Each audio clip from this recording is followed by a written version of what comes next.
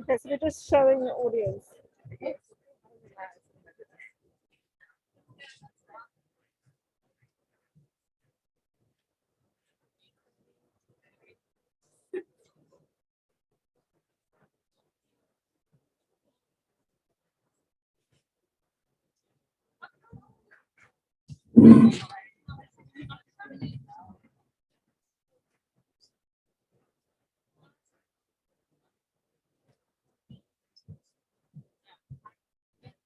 From here.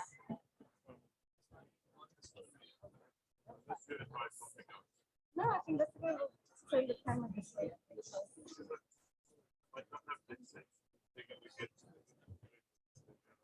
Yeah. We've got more. We've got more. Sorry. We've got more hits. Where are they? They're in this room. Okay, I'll push the last. We're going to go live. We're live now. This is not muted. Not muted. So whatever you say is live to the world. We're going to start in 5. So if you can encourage your speakers to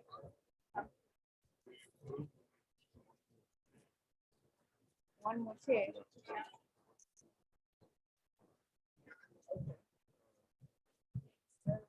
When they stand up, I'll take it. I'll just keep it.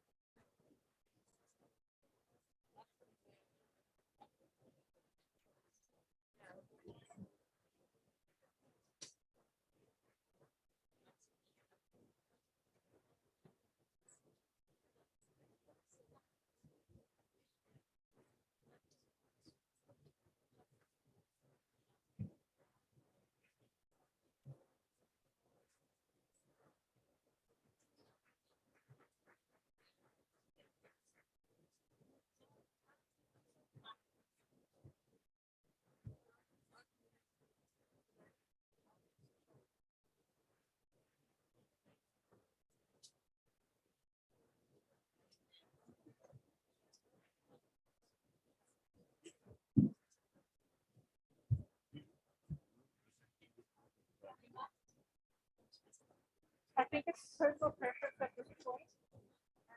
Maybe because you're going to be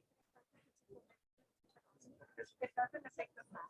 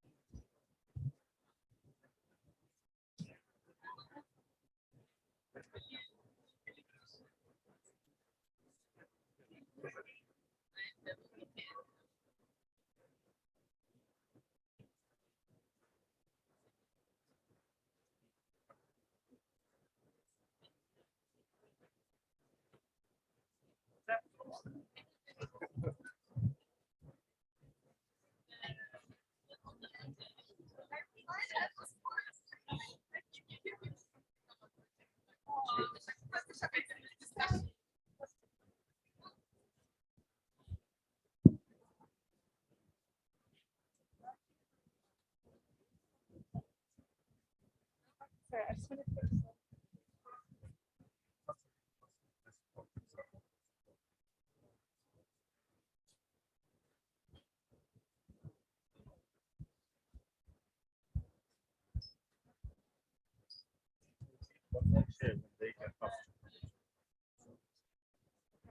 Okay, yeah, but she can bring it.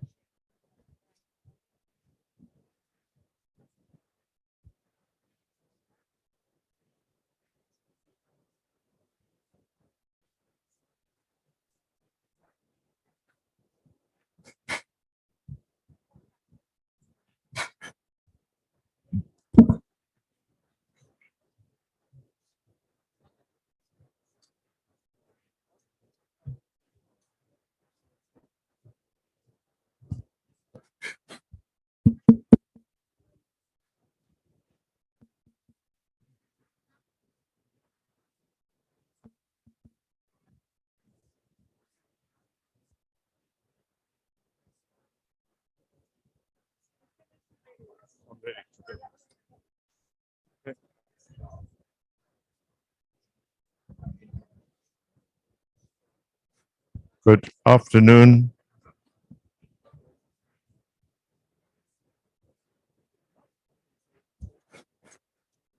Good afternoon. Good afternoon, ladies and gentlemen. It is loud.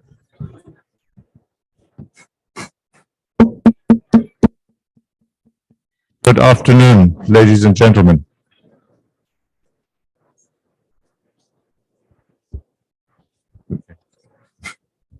Yes? Okay. The volume is low. That's what.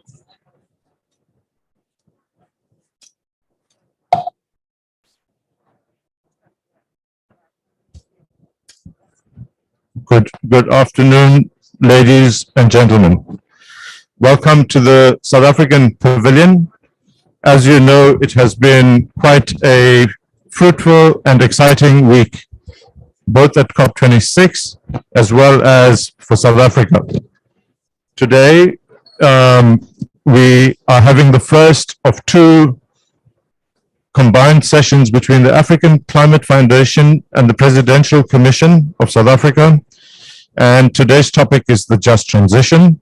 And to ensure that as we undertake as South Africa, our decarbonization pathway in terms of the NDC that we proposed, that pathway and that journey is combined and in fact integrated with a just component that ensures that workers, communities, and small businesses in the coal value chain are taken along with us in that journey in a very sincere and integrated manner. Before I call on our speakers, we have a short video by our Deputy Chairperson, Vali Musa. As you know, the Presidential Climate Commission was created by President Ramaphosa in December of 2020, and Mr. Vali Musa, the Deputy Chair, has effectively led all of the processes of the Commission to date. Mr. Musa probably does not require an introduction to many of you. Safe to say that he was born in Johannesburg. He is a veteran of the South African freedom struggle through all of its phases from the dark years of apartheid.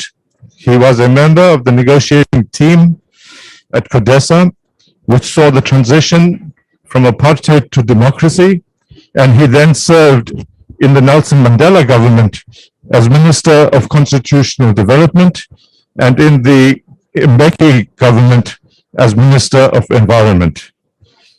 Vali joined the corporate sector in 2004 and currently serves on a number of boards. However, he has remained key and very passionate about matters related to justice and matters related to the environment. Without further ado, Here is a short video message from our Deputy Chair to set the stage and the tenor for this conversation on a just transition. Thank you. Our atmosphere has been ravished in the name of money. The rich and powerful have consumed our common atmosphere without paying for it. Taking what does not belong to you, in plain language, is called theft. The burning of oil and coal without paying for the resulting emissions has been one of the biggest drivers of economies in modern times. Therefore, much of the wealth of rich countries has been the result of the proceeds of crime.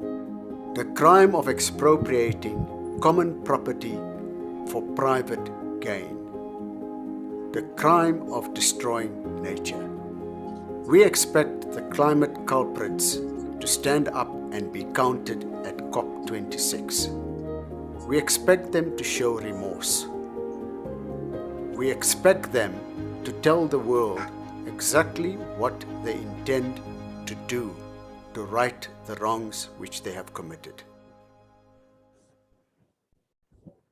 Hopefully that sets a really solid platform to look at issues related to COP26, our path to net zero in 2050, but from a South African point of view, the absolute necessity that such a pathway or pathways to net zero are accompanied by real justice and real inclusion of both workers and communities, as well as results in economic prosperity and growth as we undertake a pathway to green.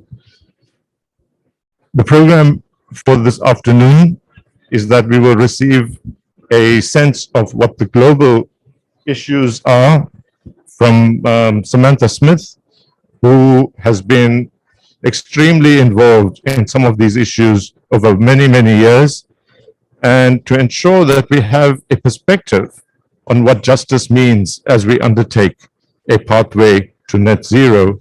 Samantha will set the stage from a policy and strategic point of view for us. Then I will call on our panel members to come to the front, each of whom represents a particular and extremely important constituency as we make this transition to net zero.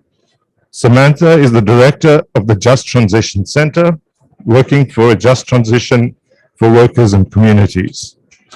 The center was established by the International Trade Union Confederation and partners to get concrete plans for just transition at various levels.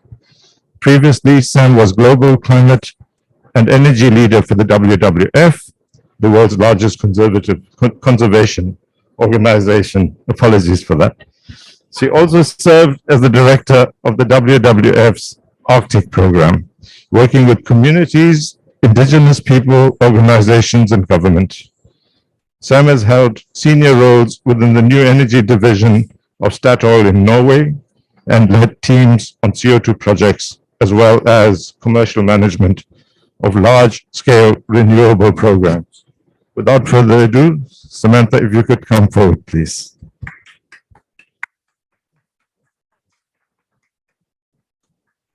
Thank you so much. It's really an honor to speak at this event and to say a few words about the position of just transition for the global trade union movement. So I do work for the International Trade Union Confederation. We represent 200 million organized workers in 162 countries. And in South Africa, of course, COSATU is one of our affiliates and an affiliate with whom we have worked very closely as they have led or spearheaded a drive for just transition. Also, just to say a couple of words about the history of just transition. Although this term comes from the North American unions a few decades back, actually COSATU and then NUMSA were the leaders in the trade union movement, having the first positions on just transition in our movement and working to mobilize workers for decent and low emissions jobs. So it has a proud history in South Africa, and now we're coming to a new chapter. Just to say another couple of words about what just transition is in the space of the Paris Agreement, the space of the UN. So the trade union movement fought in the end successfully, first in the International Labor Organization of the United Nations, to get global rules for just transition. And in 2015, we succeeded. The ILO has just transition guidelines, which establish what a just transition is. And I can say from a worker perspective, it always includes us. So just transition always rests on social dialogue between workers and our unions, employers, often government, and in South Africa, communities. And without workers and unions at the table negotiating the plans for just transition, it might be something worthwhile, but it's definitely not a just transition, it's something else. And I just say this because we see in this space that employers and governments and others are using this term just transition to mean a transition that is not just, that doesn't necessarily produce jobs, that is an empty transition from fossil fuels to renewables, where unions were not involved in producing these plants. So we must resist that also in this process, and it seems that we will do that. So a few other things about the role of South Africa's just transition process and the Presidential Commission from a global perspective, right? So I'm speaking as somebody who's sort of working on these issues internationally, looking at it from afar, and very much wanting this process to succeed. We want it to succeed because South Africa's transition is going to be the largest energy transition so far. It makes other transitions, like the coal transition in Germany, which is going on right now, pale by comparison. In Germany, there are only 25,000, 30,000 workers directly employed in coal. That's a lot of high quality jobs, but nonetheless, it's about 10 times that much in South Africa with direct employment and many, many more people who are indirectly employed in the value chain of coal and in things like retail and catering and cleaning and transport. So it's really a lot of jobs. And so that takes me to my next point, which is about the importance of jobs. So just transition is at its core two things. One is the creation of decent work, good new jobs, jobs that are at least as good as the jobs that people are losing. And the other is social protection for everyone, not just for people who are losing their jobs. And in South Africa, as my comrade Lebohang has said many times, a just transition isn't just a one-to-one creation of a job for someone who is losing her job. It's actually creating 4 good, decent jobs for every job that is lost. Because if there are many crises in South Africa, but the biggest one right now is probably unemployment, a crisis of unemployment, made much worse by this pandemic. The P4C, I'm sure you know, actually came out of collective bargaining, out of social dialogue at the Presidential Jobs Summit a few years ago. It's something that unions pushed for. We wanted a process like this to manage these issues of just transition across the government, provide advice to the government. We have successfully collectively bargained and advocated for similar kinds of processes in other countries. But again, this one will be the biggest. At this COP, there was a big announcement about climate finance, maybe a tiny part of what Vali was talking about, of paying of some of the debt of emissions by industrialized countries. I want to say that we are cautious but supportive from the union movement. If this finance is grants, if it's not just more loans and more debt for South Africa, but if it is grants, If it is used to finance jobs plans, so plans not only for workers employed directly in coal plants and in coal mines, but also for people who are indirectly employed as a result of those businesses being there in communities. If it is used to clean up air and water and land for communities, then it can be a great example for what's going to happen in other countries. But if it is not these things, and if it is only about privatizing energy and establishing foreign companies, giving them a beachhead into the energy sector in South Africa without proper employment for people in that sector, then it's not going to be a good thing. I think we can all acknowledge that. And I say this just because South Africa is really only one of a number of countries in the global South who are now going to be under pressure, also offered finance to decarbonize their power sectors. And so comrades, while it's really important to fight for South African workers and communities, you're also fighting for other workers and communities, because if this just transition transaction doesn't go the right way, it's bad news for many, many hundreds of thousands of workers in other countries. So I think I'm going to leave it there.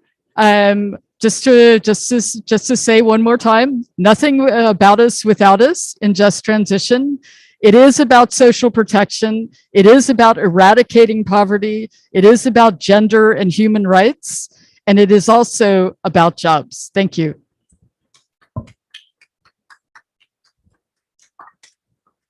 Thank you, Samantha, for saying it like it is and how it's going to be.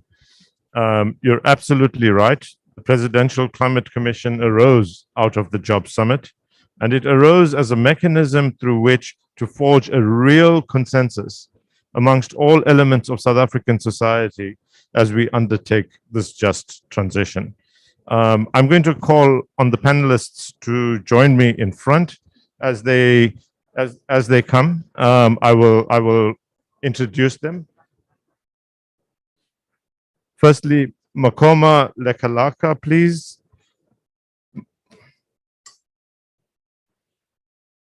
Ayaka Melitafa, Debochang Mulaisi, and Sharmini Harrington. I'm going to call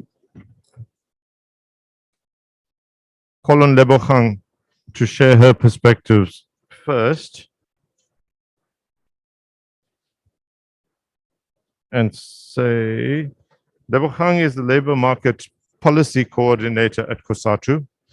Those of you who have joined us from international contexts, COSATU is the Congress of South African Trade Unions, the largest federation of trade unions in the country, where she coordinates the implementation of COSATU's labor market policy. She is both an EXCO and a management committee member of the National Economic Development and Labor Council, NEDLAC, which is the social compacting structure in South Africa that brings together government, labor, and business. She also represents labor in the labor market chamber at NEDLAC.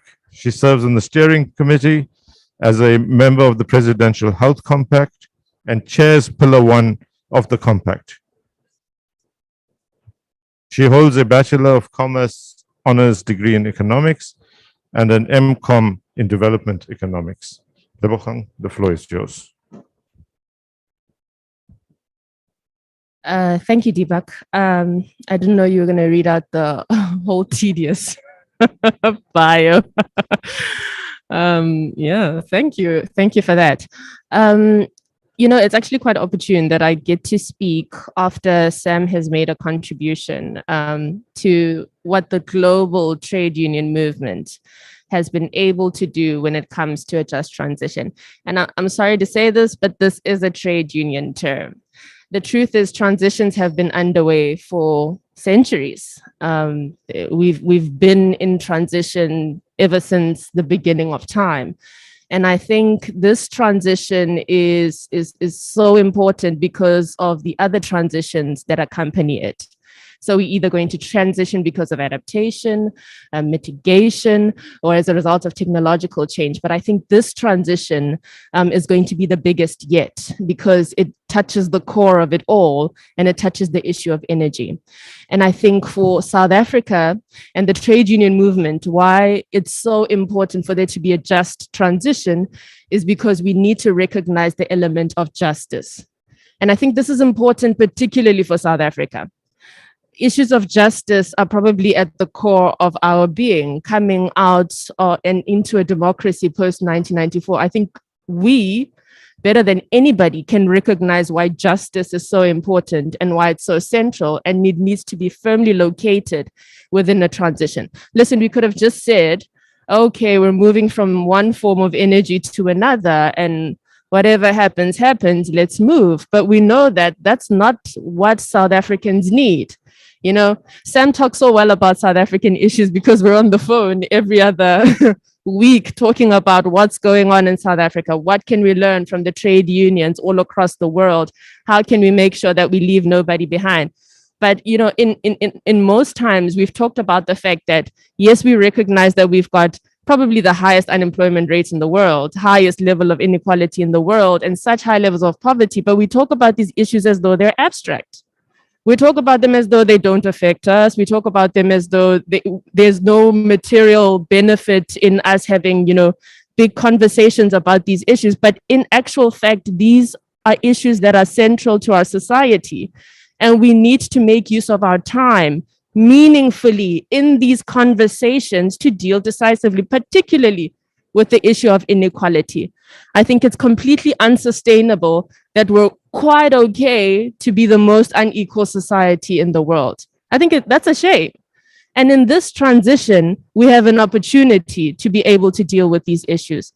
Sam talks about the issue of the high unemployment rate in South Africa. It is scary how many able-bodied people of working age are sitting about and not making use of their time productively. No society can be okay with such statistics. It's an indictment of all of us.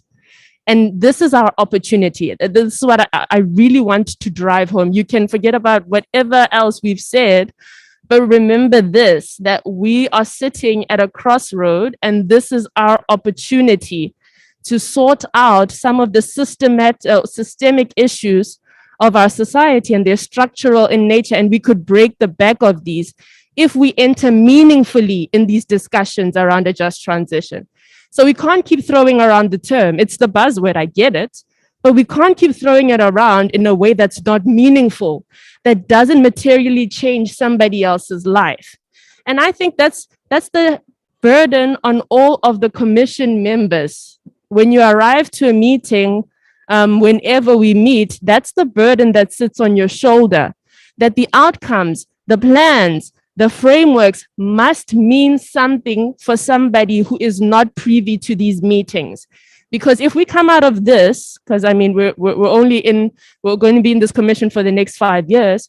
If we come out of this 5 years and we don't come up with a plan that does what Sam has been talking about, not just a 1-to-1 creation of jobs, but a 1-to-4 creation of jobs, to be quite honest, we would have wasted our time in this commission. So I understand that we're a broad stakeholder group, you know. The deputy chair always, you know, it gives him such a headache that we're such a diverse group and we're such a diverse bunch. But this can work to our advantage. Lucky for us, we're a country that understands dialogue.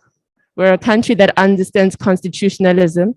So who best to come together as diverse as we are to put the interests of workers and communities at the forefront? I know there's a business interest, and Sharmini is probably going to talk a lot about that. That's great. There's a business interest here.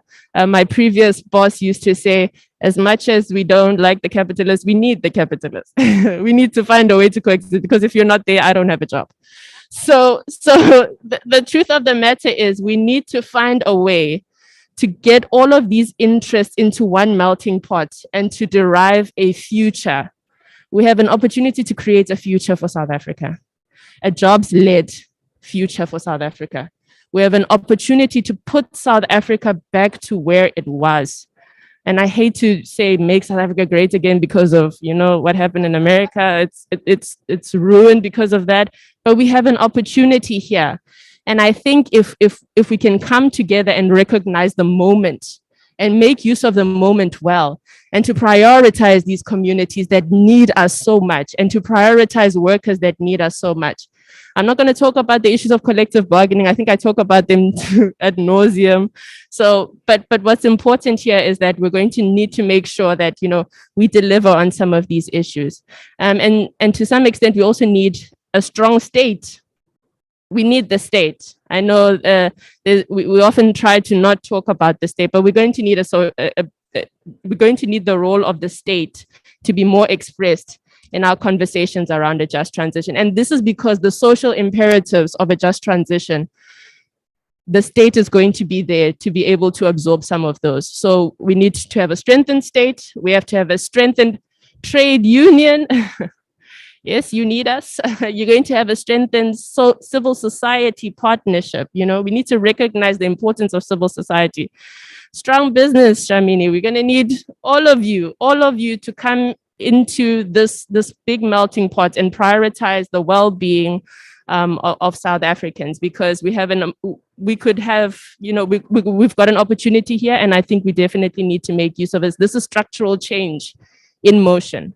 And I think it's on us to make sure that it works, and it works to the best of its ability.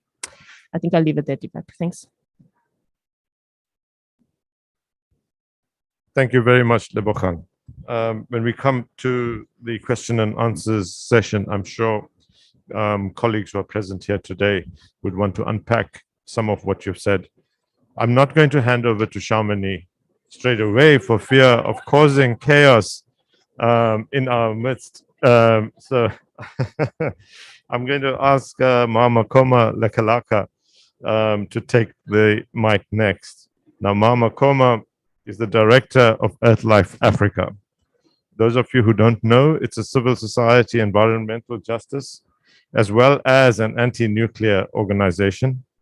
She has been active in social movements, tackling issues ranging from gender and women's rights to social, economic, and environmental rights. And in recent years, Makoma has focused on targeting environmental corruption. No doubt we'll hear what her definition of environmental corruption is. Her commitment to climate justice in South Africa has led civil society to win the first South African climate change legal case against the government, and the reversal of the nuclear deal by South Africa and the Russian governments. For her efforts, she received the Goldman Environmental Prize for Africa 2018 and the SAB Environmentalist of the Year 2018 as well. Makoma has her roots, like so many stalwarts and veterans, in the liberation movement, and she has all her life been a campaigner for justice for people as well as planet. Makoma, we are honored to have you here.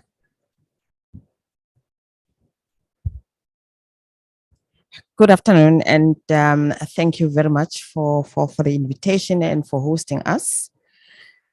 This past Friday, the 5th of November, I was in a session of the Parents for the Future, and a young South African activist by the name of Oli Fuyani requested everyone to take a breath.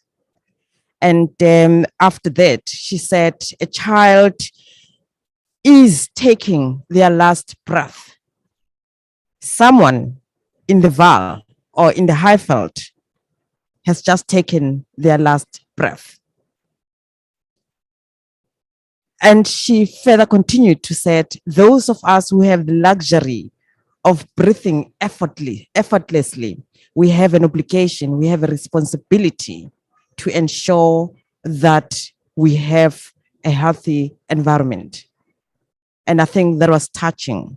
And that is what pushes us to have a just transition from business as usual. Our electricity generation, it's not only for us to be able to consume electricity, but we need to consider the externalized costs around that. And those externalized costs, women and children bear the cost of how we generate electricity, and our environment take much more burden around that. So it's those lived experiences that pushes us to have a just transition, not just a transition. Because if we just talk about a transition, we're not taking holistically the socio-economic and political situation that we have. We just are saying we just need a transition, which is not going to take us anywhere. But then for us to achieve this transition, we need to have an open democracy. We cannot afford to be always saying this is a collective, we have to work together, we've got to do things together, and leaving those who are vulnerable, marginalized behind. They need to be part of decision-making processes. We need an open democracy for this transition to take effect. For this transition, it needs each and every one of us to shape it, and we'll shape it from our lived experiences. But what is important is that we need a different system, a different economic decision-making system that starts by asking what people's needs are and how to fulfill them, rather than to have an economy that serves profit at the expense of the life and the environment. From where we are, I think working with people who are impacted, people who are yearning so much for this transition, it would be important for us to be able to work together. But what is important, we need also to address the root causes of what this climate crisis, this climate disruption are caused by. And obviously, we have to come together and decarbonize our economy. That's the only way we can be able to move towards a brighter future. There are commissions in other parts of the world, but then our contexts are different. And the context of South Africa is a totally different one. So what is important, I think what we can do is to learn from those commissions and taking into consideration that their context is different, so that they can also learn from ourselves. And Lebogang has just said, we are South Africans, we are full of possibilities. And I think we can be a leader in showing other parts of the world what a transition is. But the bottom part is, let's not leave anyone behind. Let's all be part of this. Let's have an open democracy. Let's openly talk to each other. If industry has got to decarbonize, let it decarbonize. And and change their business model. If Sasol, which is one of the worst polluting companies in the continent, has got to change, has got to move away, let it move away for the sake of our people's health, for the sake of us being able to breathe normally and continuously. If Eskom also has got to do that, let it do that. And I'm happy that there's this concessional finance has been a political announcement. And we hope that because it's a political announcement, we have been lacking a political will to take action. Maybe some action would take place, but never forget to take those communities that are vulnerable, that are impacted, to be part of shaping this transition. Thank you. Thank you very much, Mama Koma. It is not just a transition. It is a just transition. I hope that sinks in. Thank you very much for your words. Next up is Sharmini. And Sharmini Harrington is a seasoned climate change expert, holds a master's degree in environmental science. She has almost 2 decades of experience in the field, having begun her career at the Center for Scientific and Industrial Research, the CSIR, before moving into the corporate environment and into the business world. At Sasol, she is the Vice President for Climate Change where she leads a diverse team focusing on reducing emissions, transforming operations, and shifting the company's portfolio. For 5 years, she negotiated international climate change policy as the first business representative on South Africa's negotiating team at the UNFCCC. She was previously the co-chair of the NBI, the National Business Institute Environmental Committee, and chair of the South African Petroleum Industry Association's Climate Change Committee. Sharmini.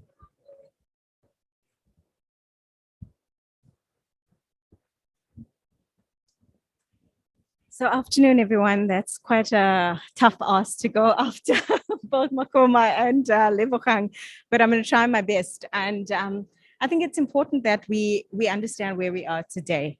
I wonder, can you all hear me? Is this good? Yeah? Okay.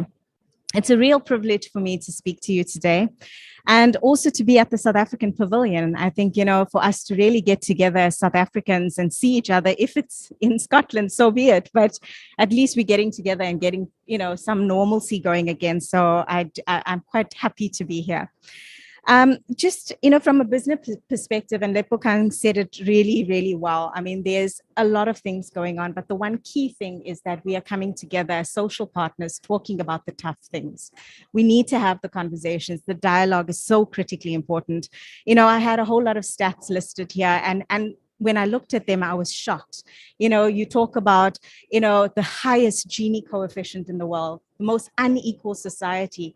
50% of our youth is unemployed, and we see it every day in our papers, and we look at it and we think, it's a number, but it affects us. It affects all of us, and we need to act and we need to do something about this. The shift to the low carbon world and the future that we have in front of us towards net zero is really about people. And it's about how do we move people from where they are today, fossil fuel industries, to new low carbon sectors, huge opportunities that create more jobs than we see today. I mean, we're sitting here at the Business Government Pavilion. You have up all around you studies that we've been doing with all of the numbers. The opportunities are abound. There are so many, the green hydrogen economy, renewables, but all of those need to be localized. We need to have those value chains in South Africa that creates more jobs than we see today. But all of this is heavily focused on, the power sector. We talk about all of these key things that need to be done. We talk about coal, we talk about power sector and the alarming stats related to that. But there are so many other sectors that we need to start looking at. It's not just about one sector and one change. It's not just about energy. It's across the board change that we need to start looking at. And, I was speaking to Steve Nichols from the NBI, and he said to me, Shams, the thing that I'm most struck by is that, the liquid fuel sector, there are as many jobs on Sasol and Shell's and BP's petrol forecourts as they are in the mining sector. How are we going to move these individuals to jobs that are more high quality and are delivering more than we know today? So these are the questions we've got to really ask ourselves. And as business, we are thinking about this as well. We need to transform.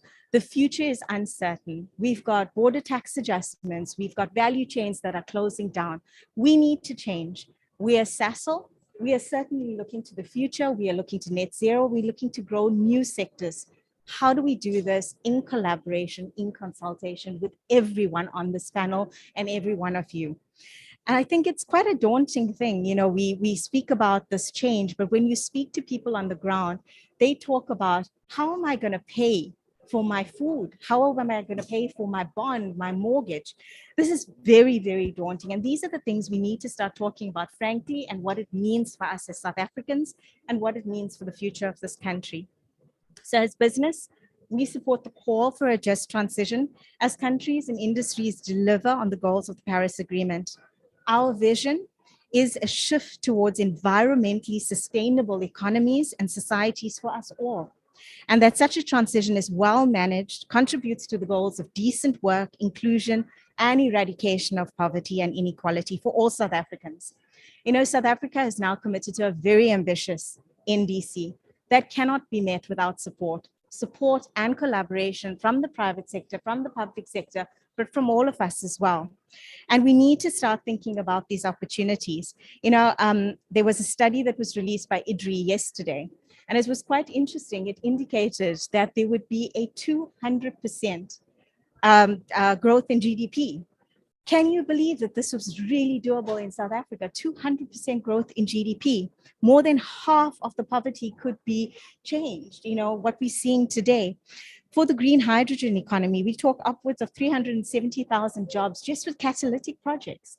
This is big. How do we scale this up? How do we get this going today? These are the big opportunities that we have in front of us. How do we work together? Let's put our agendas aside and find ways to collaborate. And that's what the PCC, the Presidential Climate Commission, is trying to do. We are looking for a more equitable, sustainable development path, one that builds new local industries and value chains. And ultimately, we must create a society that is better than today. But green industrialization and transition opportunities should move us beyond just talking about jobs. It's also about genuine transformation. Here we need to focus on social and ecological welfare, managing geographic and cultural dislocation, education, skilling, economic inclusion, participation, ownership, so crucial. Where's the ownership going to lie? And that can all change. To your point, Lebogang, these are the systemic changes that need to happen. Infrastructure planning, rollout, policy and governance, all key issues that we as the PCC are looking to change through various ways. Do we have time to do this? No, the change needs to happen now. And I'm so glad that I'm here speaking with you all, sitting together and talking about these tough things. And we spoke about the 8.5 billion. We spoke about how important it is, but it's just a start. Now it's the tough work. And certainly we need trillions to see this kind of transformation. We really need to start putting it down and getting our sort of ducks in a row about how we're going to do this. The governance that's set up by the PCC allows us to elevate these issues. It puts it at the top of the list at the presidency, and it allows us to develop a framework to guide the approach we are taking. It really is the most critical approach that addresses all of the different mandates of government, the different tiers of government, and allows us to bring it together into something that's really can be directed and move us forward in a positive way. So all of these things, to the audience, to my panelists, it's critically important that we start talking about this, but more than anything, a just transition is not going to be the panacea that addresses everything that's wrong with our country and the challenges we face, but it is incumbent on all of us to talk and to move the society forward and really to put in place a just transition that benefits all of South Africa. Thank you. Thank you, Sharmini. We need to manage through this transition what Sharmini calls both a geographical and an economic dislocation. I think we have to undo the spatial effects of what our history has caused, not only in terms of physical location, but also in terms of economic location. And I think that's a very useful takeaway as we undertake this extremely complex but nonetheless necessary pathway to restructuring in a fundamental way the economic base that powers our country's development plans.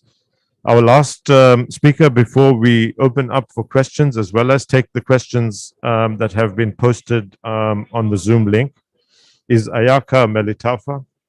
She comes from Eerste River, Rivier in the Western Cape.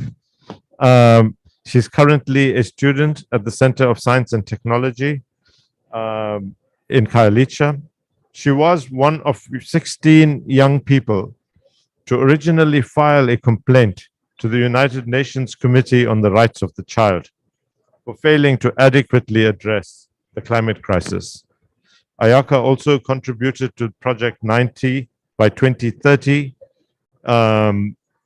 U-Lead initiative, a South African organization committed to a 90% reduction in carbon by 2030. She has now joined the African Climate Alliance of Youth on the spokes team. Ayaka, the floor is yours.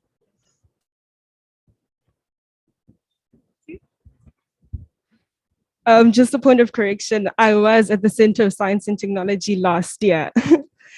I'm currently not in school. For me, today is quite personal. The just transition is quite personal. And before we speak here, I think we need to recognize how fortunate and privileged we are to be here today and just understand what the term climate change means. Back in South Africa, back home, I'm going to speak now as a young person in South Africa, not a scholar, not a person that knows about climate change, not a commissioner for the Presidential Climate Commission. If we think about what's happening back home now, we just had elections on the 1st of November. And it really just highlights how disappointing and hurtful it is, the number of young people that actually participated in local elections. That really just shows us and tells us how much young people have lost faith in their government, in their country, and in their leaders. Right now, people are struggling in South Africa, worrying about load shedding, being affected by droughts, being affected by heat waves, and just worrying about poverty. And yet the people that know what's going on and the people that know what dire state that we're in are here speaking together. I feel like there's a big disconnect between the leaders that are in this space and the people back home that are getting very much affected.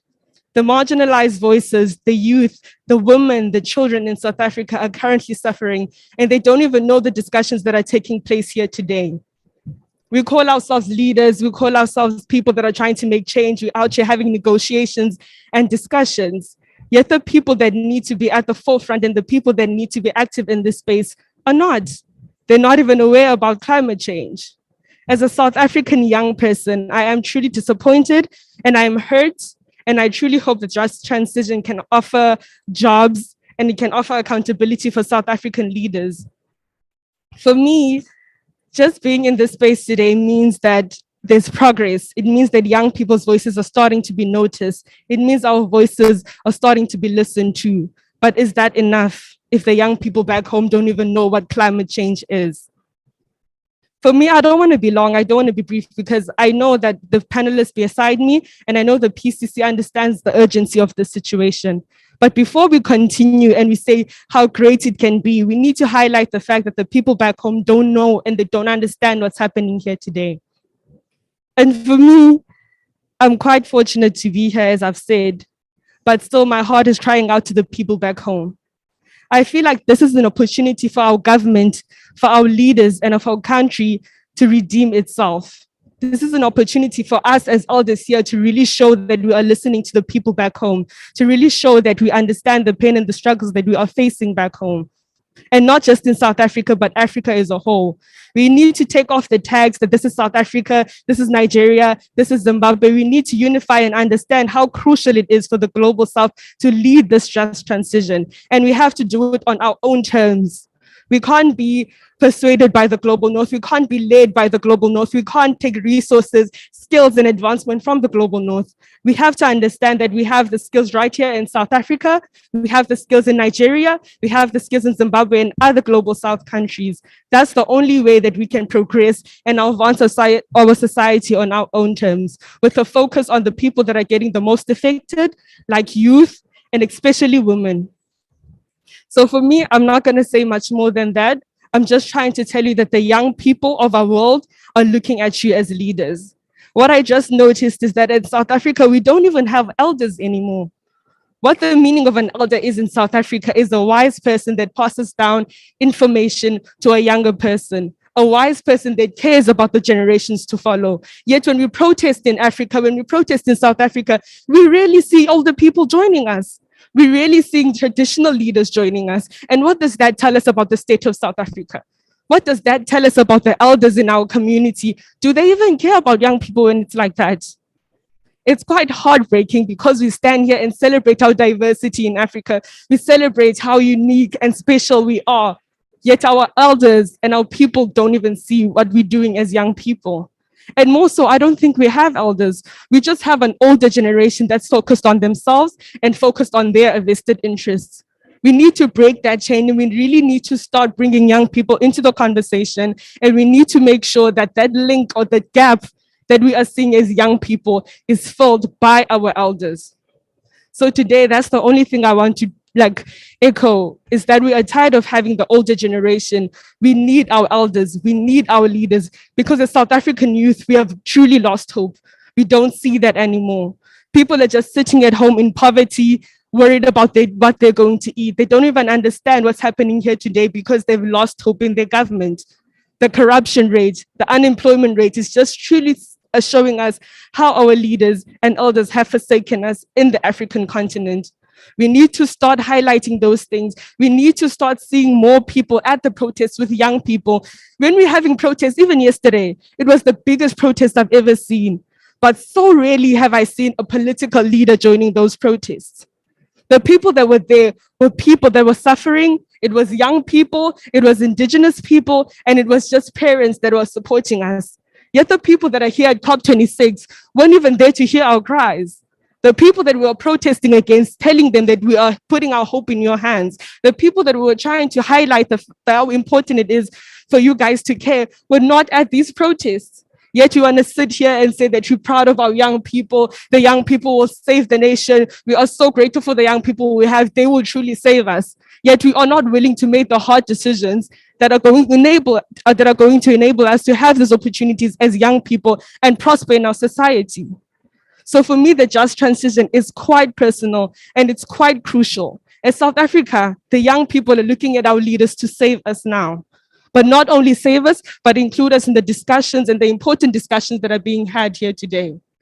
So as we sit here comfortably, understanding the logistics, understanding the cruciality of the just transition, we need to start reconnecting with the people back home that are going to be affected by the just transition. We need to start connecting with the people on the ground. As leaders need to go on the ground and start connecting with the people and educating the people. I'd much rather be at home talking to young people about climate change than being in this space where I know people know exactly what's going on, yet we see little to no progress. It's time for us as people that are here and fortunate enough to understand the climate crisis to start connecting with the people back home, the indigenous people that don't even know what the term climate change means, because those are the people that get the most affected by the climate crisis. And if we don't involve them in the conversation, then we've already failed in this just transition process that we are having high hopes for. Thank you.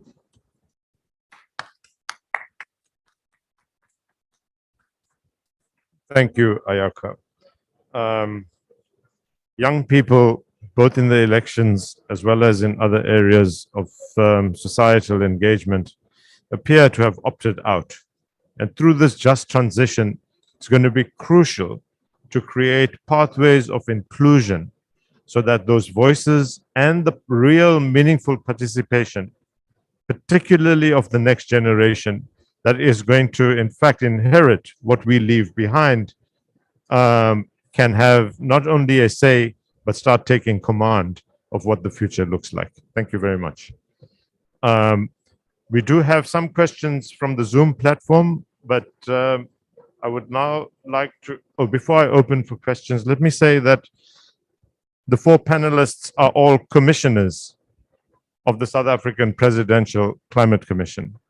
And I did not introduce them, each one of them, as a commissioner precisely because I wanted you to get a sense of the breadth that the Climate Commission in South Africa brings together in this very meaningful dialogue and process to framing what our just transition should be, how it is going to proceed, and to indicate that amongst our commissioners and the commission as a unity of commissioners, we intend to not only frame the parameters of the just transition, but hold all members of society as well as the executive responsible and accountable for an inclusive path as we undertake this journey to a transition and a decarbonization process towards net zero in 2050.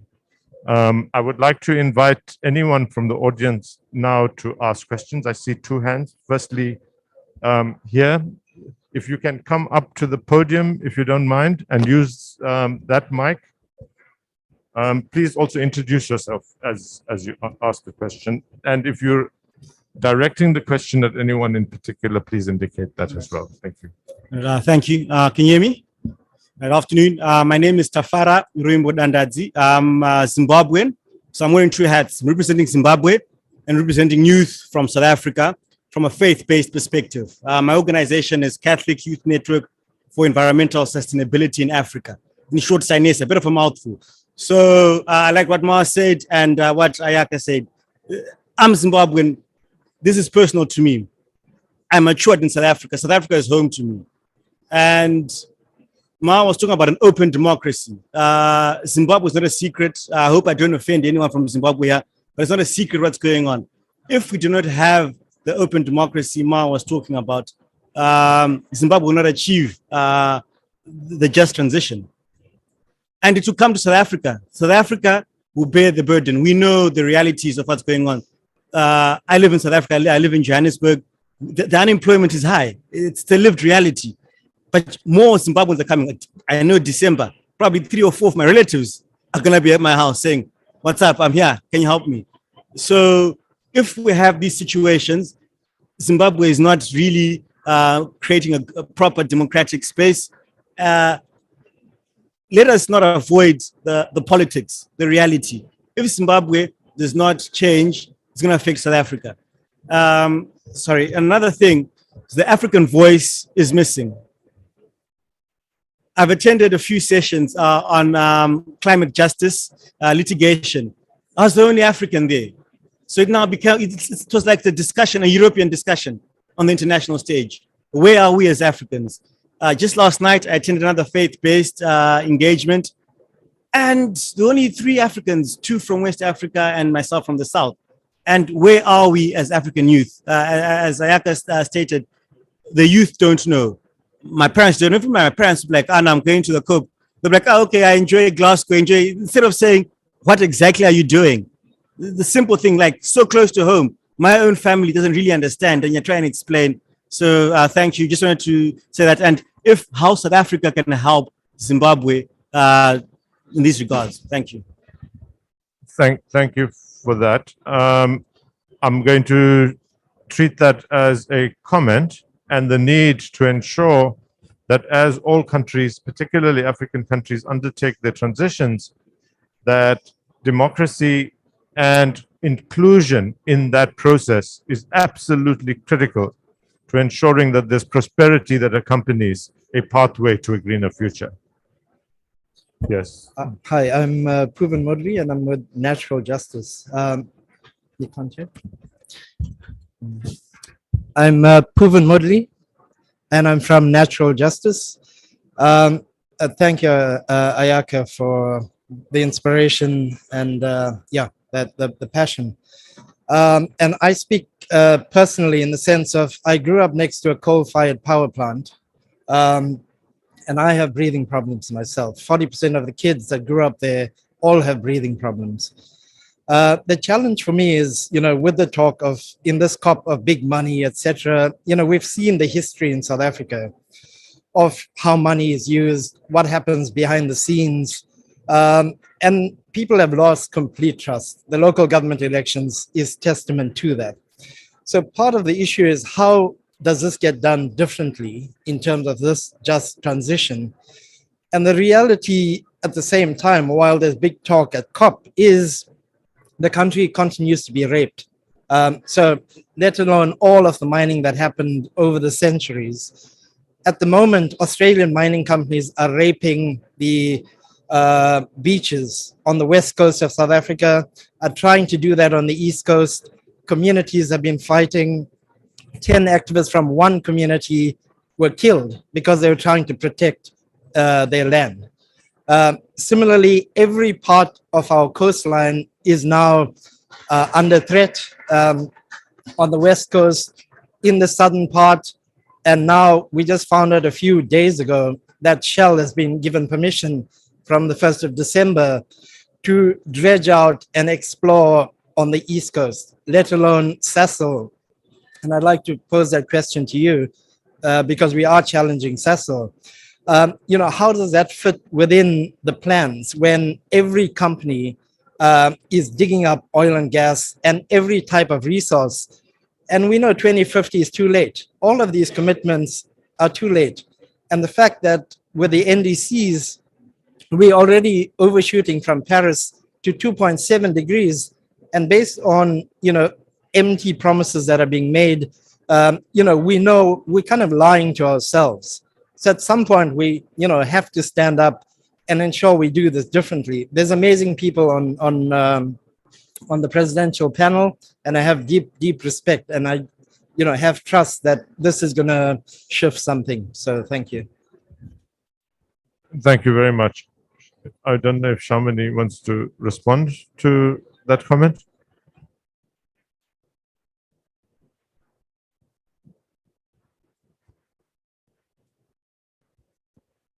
Did I get your name right? It's Proven. Am I correct? Okay. So Proven, I mean, I hear you. I mean, there's clearly challenges, but I think we need to also accept that right now what we sit with is a transition that has to happen in stages.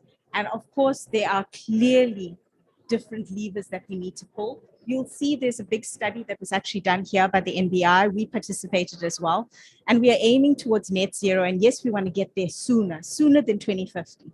And we have to push for that. But to get there, we need to reduce those emissions now. And that's where the decommissioning of coal-fired power stations comes in. So I completely agree with you. We have to do that. We have to move out of coal. But there's also the transition fuel aspect that needs to be addressed. And no one is saying anything about oil. Certainly, I agree with you, but there's definitely a play for gas in terms of how we're looking at this, but not gas to power, which definitely renewables is far better place to do it, but gas as a feedstock. If we look at the Sasol operations, what we're really looking at is the largest consumer of coal in terms of our feedstock. It's 90% of what goes into Secunda. We need to transition out of that, and that's where gas plays a critical role. We can get about a 60% reduction within the next 9 years, and then pushing over to get us to at least wait for those low carbon technology options like green hydrogen so we can pivot out of that. So there's very much a well thought through process here in terms of how we want to do this. We're not going gung-ho with gas. We're looking at gas in incremental quantities, reduce those emissions, and then move out. So that's how we're looking at it, and that's how we're thinking about the transition. And certainly we're with you on that. Net zero has to be something we strive for. If we can get there sooner, let's do that. Thank you very much. There's been mention of the financing that we just got as a consensual finance. And I think the devil is in the details. We don't know what that entails. And I think for now, we're still grappling into understanding what that is. But however, I just want to say, I think from the people who are bearing the brand, I think the questions that they're asking themselves is who's going to manage this money? Who and what is it going to be used for? Is this money also going to assist in setting up maybe a trust fund for workers and also for communities whilst they shaping or they transitioning from the state that they find themselves in to a different state? This is a buzzword in this COP. It's a net zero. We've heard how many countries are pledging net zero, and we don't understand what really that means. Is it net zero meaning halving emissions by 2030, or getting to what they call net zero by 2050? Would any developments divert anyone who has made pledges towards a net zero in 2050? So I think for ordinary people, we have had this kind of terms at each and every COP, and every time it's like a different term that really diverts the negotiations also to come up with a legally binding convention. So net zero, I would say it's still a dream. Would only believe when we see by 2050 as it is, people are pledging when we don't have the kind of emissions rising as they are today. So I think the best thing to see that net zero, it's working. It's not a dream for some of us. It's that we need to see real decarbonization of our economy, real decarbonization of how electricity is generated in this country, and not also introduce new forms of electricity generation that are also fossil fuel based. And I think the important thing that we also need to ensure, the comrade from Zimbabwe talked about that I mentioned the open democracy. This is not just a fun word, but if we really want to take everyone along, that must be open. People, companies, or industries should be able to go to the ground, shape the transition together with people in the areas where they are operating, and not come up with ready-made solutions. And in that way, would find that people in those communities, workers in those communities, because workers belong in communities in any case, they would be able to shape the transition, and shaping that transition, that would mean that's when the real action of acting together and not just throwing words and bringing terms as if that would resolve the situation that we find ourselves in. Thank you very much, Mama Koma. There is a question online which is directed at Sam as well as Lebogang. Should I read the question? Read the question. Yes.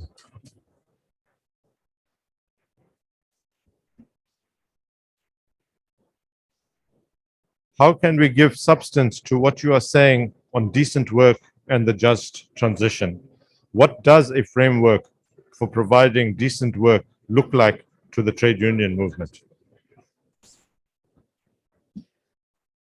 Well, if you had asked me that 5 years ago, I couldn't have answered you. But fortunately, now I can. Lebogang and I yesterday participated in a trade union strategy day for all of the unions that are here at the COP. And we were in a session with about, 30, 50 trade unionists from different countries around the world, each of whom was working on just transition in his or her country. So just to say what a decent framework would look like, it would look like what's in the International Labor Organization's Just Transition Guidelines. But as Ma said, it would be based on what is happening in South Africa. So just transition is going to look different in every country. Not to try to speak for anyone in South Africa, but just to say what we see in other countries. First, a pathway for every single worker. That's what trade unions bargained for in Germany, and that's what they got.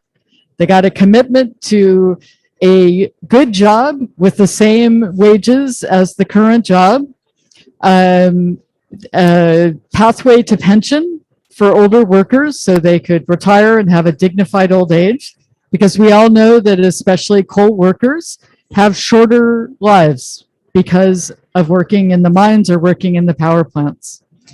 In addition, there are also agreements by the national government to invest, I think it's either 20 or 40 billion euro. It's a huge sum in the coal regions.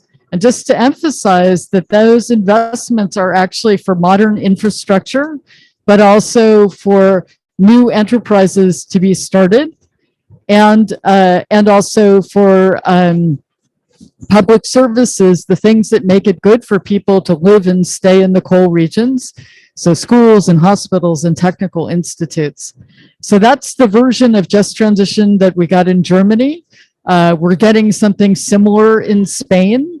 In Canada, just transition means, again, new jobs for coal workers. It means expanded unemployment insurance. It means support for workers who are living in coal regions and want to relocate, although we would say that is the absolute last option. And on the corporate side, Sharmini, it means a commitment from employers not to fire everybody when you get new technologies, but to retain, retrain, and redeploy the workers you have. I also want to say one other thing about what it should mean for young workers. Because what we're seeing independent of the just transition for young workers in every country is that jobs for young people are terrible. They're insecure. There's high youth unemployment in every country, especially during the pandemic. Jobs for young people are insecure. They're poorly paid. They often come without any training or skills opportunities. People are sort of getting recycled through different parts of the economy without getting the opportunity for secure and decent work or for social protection. So a just transition must not leave young workers behind, must create jobs for new entrants. Also for people who are not graduates, it has to create good blue collar jobs along with vocational training. And last but not least, I want to mention the importance of formal jobs in the care economy. Because a big part of a just transition is that it has to rest on public services, and that includes care, it includes education, and it includes, of course, healthcare. Thanks, and so I think you've covered most of it, but I think, based on what Ayaka has raised, the youth are going to be a big part of our just transition, and we need to reorient workplaces to be friendly towards young people. Like Sam has rightly said, young people are an exploit for cheap labor in organizations, and we do this. We have serial interns, we pass them around, and we pay them virtually nothing, and we don't give them access to the basic when it comes to labor standards. So a lot needs to happen, and these are the basics when we talk about the decent work agenda, especially in the just transition. If it's not decent work, it can't be part of a just transition. I think that must be acknowledged. So no reduction in already existing collective bargaining rights and labor standards. And I think that's key. Thanks for that, Deepak. Now, I just wanted to respond a little bit to what Sam had said, and just to give you a real life case study of what Cecil's doing. So we came out with our just transition plan, our full framework, and what we came out with was a 30% reduction target by 2030. And in how we structured our roadmap to decarbonize our operations, we're reducing emissions by 19 million tons in nine years. And what we said was, as a rule, we're going to look at not impacting the workforce. We've just gone through COVID. There's been impacts already, and we didn't want that to happen. So we built a framework that looked at people, planet, and profit. And we really put at the heart of that is, how do we minimize the just transition impacts? And we can confidently say today that we have minimal impacts on that change by choosing and evaluating those mitigation options to deliver more reductions, but no impact. So it can be done. I just wanted to give you that example. Of course, 2050 is a very different environment as we transition, but it allows us then to put those plans in place and really do it properly to be able to deal with that. And you need to start preparing today, now already. Those conversations you spoke about, Makoma, need to happen now. We need to tailor this. It needs to really work for the people and needs to be decided by the people. And that is really the most important thing. So we're setting up a just transition office to start doing this work. This is really what we're doing. So I take the advice on what that framework needs to look like and try to actually implement. Thanks, Sam. Thank you very much. Any questions from the floor? If not, I'm going to take one from the Zoom. Salim?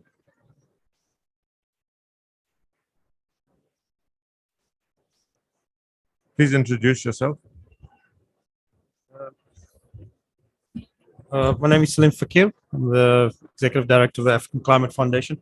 I have a question for Sam. There are two things, Sam.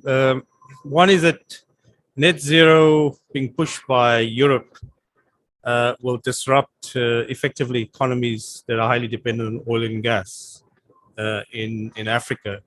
So I'd like your views on what labor unions are doing about this issue.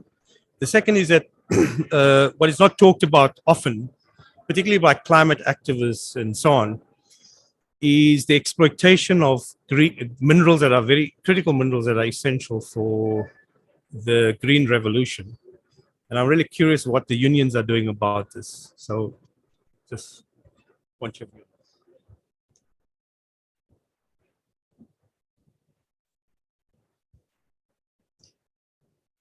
Well, also just to say that net zero targets are a challenge for every economy that depends on fossil fuels, but especially for economies in the global south, right? Because of all of the rents to the state from oil and gas, but also from in South Africa, you know, the production of low-cost electricity has been a competitive advantage for South African industry from the minerals industrial complex.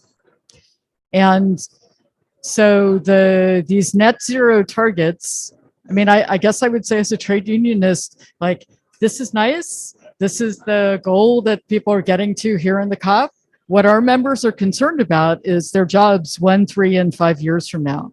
So when we're talking to trade unionists about climate change, we're actually talking to them about jobs, about the job they have now and any changes that are going to happen at it, and also about new jobs, new good jobs that are going to come with transition.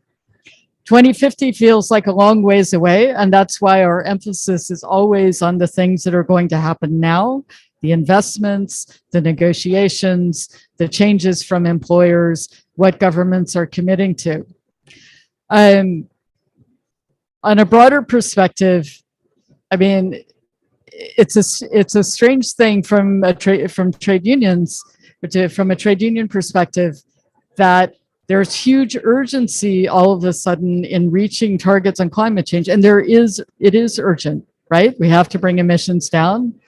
But suddenly workers, many of whom are giving their lives in mines and in power plants, are some of the obstacles, and people aren't really looking at where the power and the capital lies in these systems. That's just an observation.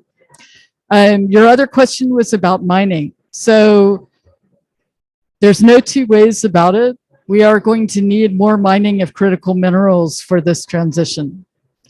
And the reason why I say we are going to need it is because what we're seeing already is that the energy systems we have are not enough to meet people's needs. And it's not only the needs of rich people, it's also the needs of poor people. So we're going to have to expand energy generation in almost every country. We have an energy crisis in multiple countries right now, from Brazil to China to Europe. Those jobs need to be good jobs. We're fighting for the rights of workers in countries that don't recognize unions. We're fighting against illegal mining. We're fighting for decent jobs also in the recycling and recovery of minerals, because that's going to be a critical part of having enough minerals for this clean energy economy.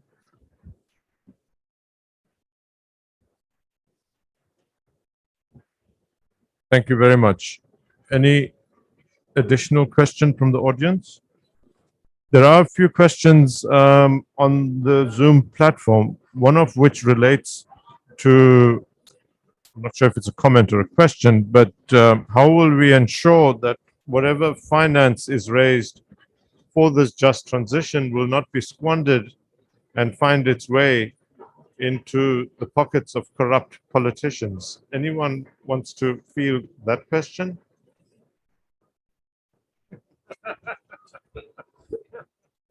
Yeah. So the issue of finance is a critical one. Everybody wants to know, what are we going to do? Corruption is a systemic challenge in our society. What we need to start doing, and I think the Commission needs to think about this more so than what we've been doing, is creating the plans for this money. Yes, there's a commitment for the money. What section of it is going for social plans? What section of it is going for labor plans? What section of it is going for decarbonization? What section of it is going for technological advancements? So listen, I can't speak for the politicians. I'm not one of them. And I can't speak for their dubious actions. I'm not part of those. But what we can do as part of this commission is to get busy in the planning. Let's start to commit some of these finances to actual activities of implementation. If I mean, it was a problem when we had this COVID pandemic and we set up a solidarity fund, and that seems to be working okay. So clearly there's mechanisms around a lot of things. Ours is to put our heads together, but let's get busy in the planning and direct some of this money into the direction that it needs to go. Particularly for me, we'd love to see how much of it is going to go for the labor planning as well as the social plans.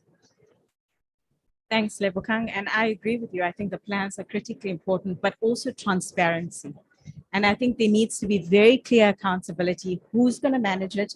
It needs to very squarely be placed in the hands of a task team, it is what it's been said, but we need very clear accountabilities of this is a project, this is the area, these are the catalytic projects. We have so many at the moment. Let's actually start directing to those and actually seeing how it can be spent through a very transparent process. And I think that is what we need to do as well. And I think the PCC, through the different task teams we've put together, Deepak, we can certainly start guiding and putting a framework in place that can help to do that. But I think also this is out there. Everyone knows, don't they? It's going to be very, very hard to now take it out of budget and put it into something else that people aren't going to follow. So I think the thing that it's made public really adds a lot of value to keeping us true and honest and spending it on the right things.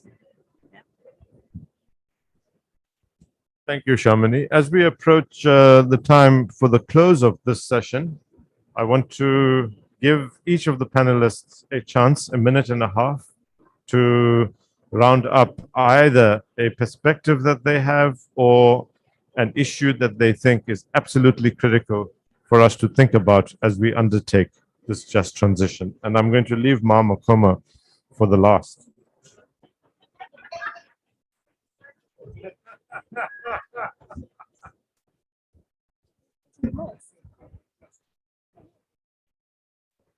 So I will just say a quick word of thanks for being a part of this discussion. And also just to say that as a couple of the commissioners have said, South Africa has strong institutions for social dialogue. It has strong trade unions in a global perspective. And so we are looking at what's happening in South Africa now as an example and as something that all of the other unions can learn from. I mean, really, we're wearing Lebohang out and her comrades with requests to share what's happening with trade unionists from other countries. And the other thing I would say is that the greatest outcome of this, at least from the international perspective, would be, in fact, that this produces very specific plans for jobs, for good jobs for people.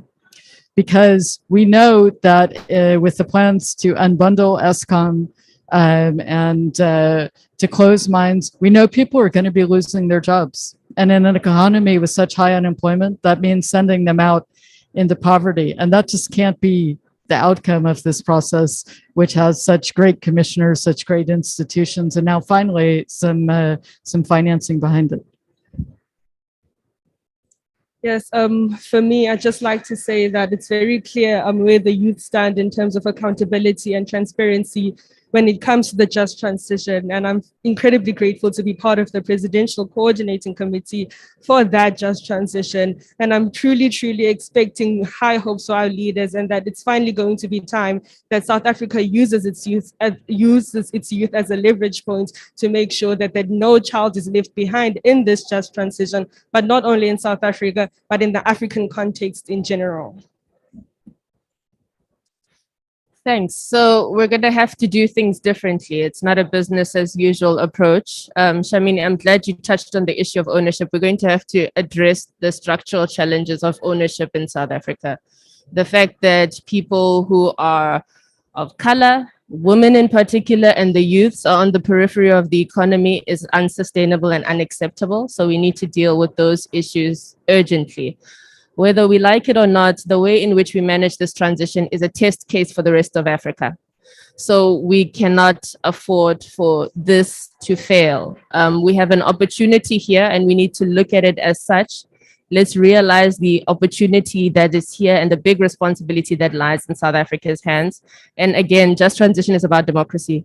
If you're not interested in a democratic agenda, you can't achieve a just transition. Thanks, Lebogang. So I think the one point I wanted to raise was something that was raised with the gentleman from Zimbabwe, that we've got to look at the just transition very specifically for us.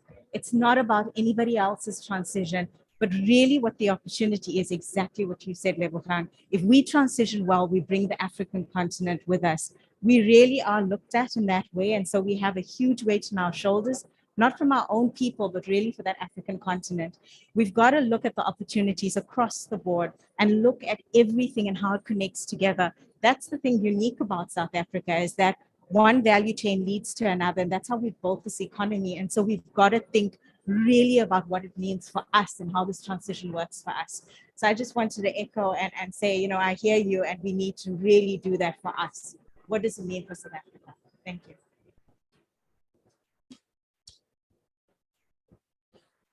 Thank you very much. I think what is important also is, as we shape the transition, as we talk about the transition, what would be important is to ensure that transport and communication are inclusive, so that ordinary people can take part in discussions or public discussions and decision making, because currently we don't have, and that is a gap, and we have to find ways on how to fill that. So that would be quite important. But also at the same time, climate change induced natural disasters cause havoc everywhere. And I wonder if we prepare as South Africans, because this should be our urgent task, to prepare in case we are beset by those unexpected climate change induced natural disasters. And we need a change of how we generate our electricity. We need an energy revolution. Thank you.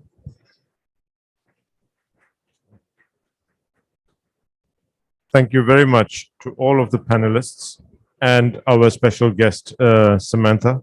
You've been a huge and valuable resource as we've grappled with some of the issues related to what a just transition would look like, what it will mean, in particular for workers in South Africa. As the Presidential Climate Commission, we are also grappling with issues of mitigation as well as adaptation. And one of the issues related to a just transition is what Mama Koma has just said, and that is, how do we make our communities climate resilient in the face of what we know is going to be a climate change that accompanies the just transition as we try to deal with climate change. From the Presidential Climate Commission, you can be rest assured that both with respect to informing the processes of the just transition, as well as utilizing the space that we have as an advisory structure, we will ensure that with respect to all of the pathways and all of the transitions that need to be undertaken, as we recreate a solid, prosperous, new economic base for worker as well as community prosperity in the future, that we will undertake our task as the Presidential Climate Commission with absolute diligence and seriously. To the audience who came and stayed, thank you very much for your attendance as well as your participation in this first session of side events between the ACF and South African Presidential Climate Commission. Thank you very much and have a good day further.